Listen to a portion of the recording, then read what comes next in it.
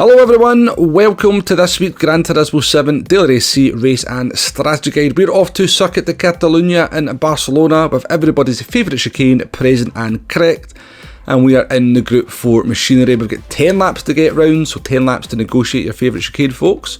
Tyre wear at times free, fuel at times 9, soft and hard tyres are available. Only the hard tyres are mandatory. BOP is on, it's a medium speed BOP, damage is light, it's a rolling start, and slipstream is real.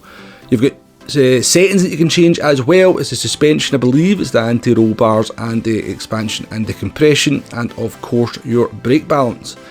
Now, it's not the first time that we have visited this location in Group 4, and last time I believe it was also a fuel saver. I believe the settings at that point were tyre wear at times 1 and fuel at times 7, so the settings are slightly different.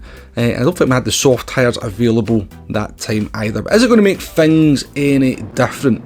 So last time we did this race with the tyre wear at times 1, the fuel at times 7, it was very much a no-stop strategy. Now I know some people in this race are going to be doing the no-stop strategy as well. I know people have tested it and it was definitely possible, even though the fuel is at times 9. Now it does require some fairly extreme fuel saving in order to make the fuel last for the 10 laps. But I knew a good portion of the field were certainly going to try that strategy. Ourselves, we were going to try something a little bit different in this one to see if an alternative strategy can work. Now we're in the Jaguar, we're starting on the hard tyres, and our plan is to pit at the end of lap 1, take on whatever fuel we need, and then put on the soft tyres and see how much of a pace advantage we have over hard tyre runners who are doing some fuel saving, which should be fairly significant. So we're in the Jaguar. Apologies for changing the view so much there. I've actually changed something on my wheel, which means I've kind of lost my look back button for some reason. So I was trying to find it there, and all I was doing was just cycling through the views. Something I'll need to get sorted for going into the races proper, because the ability to look behind you is pretty handy indeed. So coming up to the midpoint of lap 1 here, in behind Mario Sonic, a lot of people in the new Mazda Group 4 car.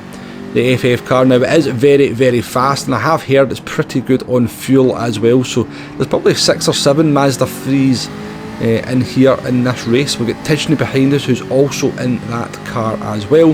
That Ferrari going past us there, I had a suspicion there on the soft tyres. It is the 8 o'clock race, so not everybody's going to be up to speed with what the optimal strategy is going to be. At this point I knew the no-stopper was actually the fastest way to go, but I also know that not everybody is a fan of fuel saving, and not everybody is very good at it either. Whenever I do these guides, I always try to consider all abilities, and fuel saving does tend to be something that the faster drivers are just better at compared to some of the lower ranked drivers. So I thought, you know what, let's try the alternative strategy and see how it stacks up against the no-stop strategy.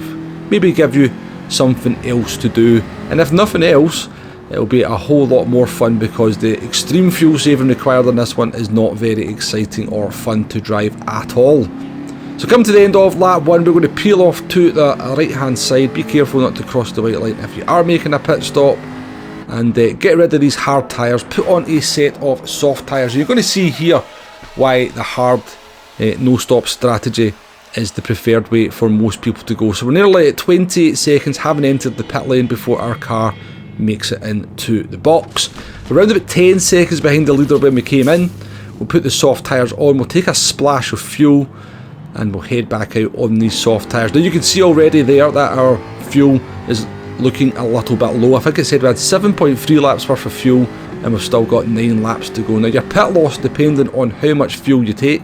If you take no fuel, just tyres, it's going to be about 32 seconds. If you take on about 3 laps worth of fuel, so you maybe do 3 laps on the hard tyres, give yourself 7 laps on the soft tyres, should mean you don't have to do any fuel saving. It's going to be around about 38 seconds. We took on just a splash of fuel. I think we lost 34 seconds to the leader. So jumping forward here to lap 7, and you can see that we have started to close up on a few of the drivers who are doing the no-stop strategy. A few other drivers have pitted, including the blue Mazda 3 just in front of us, TCR Carmel DC Gaming, I think their name is. Now they've had a bit of a run-in with Obadis, meant they went off the track. It's allowed us to get up the inside of them, and the Ferrari has picked up a 3-second penalty. Again, I'm trying to find my look behind button there, apologies for changing the view. seem to have forgotten in the last 7 laps. I don't have a look behind button again. I think I'm trying to get myself back onto the right view. But you're going to see the difference here, that a car that's not having to do extreme fuel saving. Now I'm having to do some considerable fuel saving, but I'm not having to fuel save as much as this Ferrari here. You can see just how quickly we can blast past them on the straight. Obadi's making it nice and easy for us as we outbrake them down the inside. So because we pitted at the end of lap 1, we're almost kind of doing like a hybrid strategy, like a hybrid soft fuel saver compared to just being able to go flat out, because we couldn't get enough fuel in the tank, and the fuel saving is so extreme that even though we were able to take on about 15% worth of fuel, we're still having to do significant fuel saving over the course of the lap. But even at that, we are still around about 3 to 4 seconds a lap faster than some of the drivers out there, so we're catching them hand over fist. But we obviously lost 34 seconds in that pit lane as well.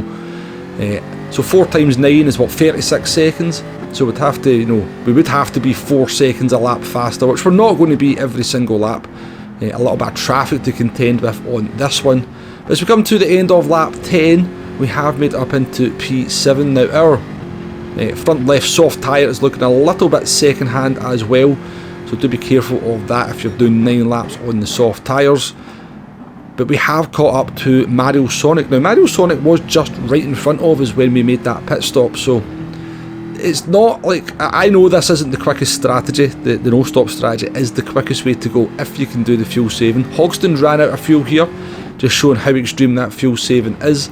But we were right behind Mario Sonic when we pitted, and in 9 laps we've managed to catch up around about 34 seconds back to them. We've got the gap down to the leader, down to what it's going to be just about 16 seconds by the time we cross the line. We very nearly get Mario Sonic on the line, but not quite. It's going to be at a P6 finish. But given that, we're only 7 seconds behind Tidgney in P2, it's definitely not the quickest way to go, the one-stop strategy, but it's definitely a lot more fun. Let's take a look at the leader who did the no-stop strategy, just to give you an idea of what kind of extreme fuel saving is required to get the Mazda 3 round 10 laps with fuel at times 9. So coming down the main straight here, you can see they were barely letting the revs even hit the bar before they're having to change gear. With it being an FF car as well, they've also done a bit of damage to those front tyres.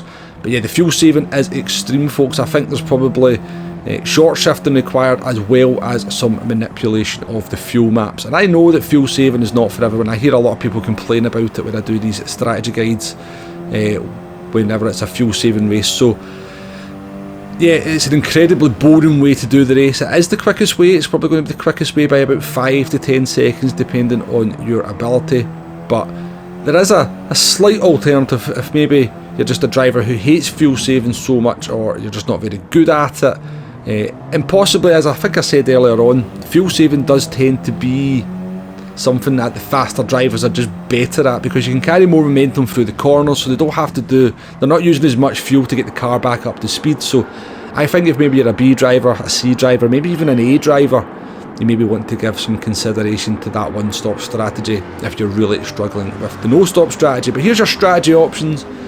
The no-stop strategy, 10 laps on the hard tyres, extreme fuel saving required. We're probably going to use both a mixture of short shifting and fuel maps to make that fuel last. Incredibly boring way to do the race.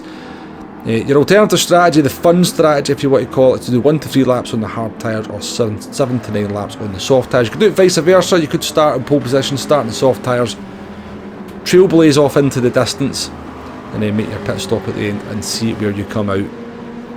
Now you could be up to 4 seconds a lap faster than people doing the no-stop strategy, but given you're possibly losing up to 38 seconds in the pits, you're going to have to be 4 seconds a lap faster to make up that time, and it's probably still going to be about 5 to 10 seconds slower than the no-stop strategy due to that pit loss. So yeah, the optimal way, the fastest way, the most competitive way is going to be that no-stop strategy, but if it's not for you, you can try the one-stop strategy. It'll be about, as I said, 5 to 10 seconds a lap slower. You'll have a whole lot more fun driving the car as well.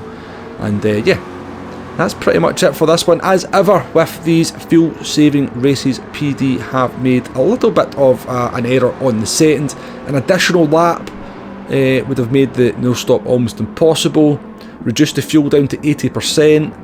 would have made it probably impossible as well, or just make both the soft and the hard tyres mandatory would also have been a solution, I think, to open up the strategy a little bit for this one. But as it is, it's a very boring race. I would suggest if anybody from PD is watching this one, put that lap counter up to 11. We know you can change the lap counter from the Le Mans race when you change the laps from 12 down to 6. So yeah, I think you'll see people tailing off from doing this one very quickly this week unless PD come in and change a setting to make the no stop nearly impossible. Unfortunately, I didn't have time to do a lap guide in this one, so we're just going to end the video here. I'll be live streaming in a couple of weeks. I think I'll just do the fun strategy just to try and have some fun on stream, use some different cars, rather than sort of doing that silly extreme fuel saving. But thank you very much for watching. Hope you found the video useful. Catch you on the next one. Goodbye now.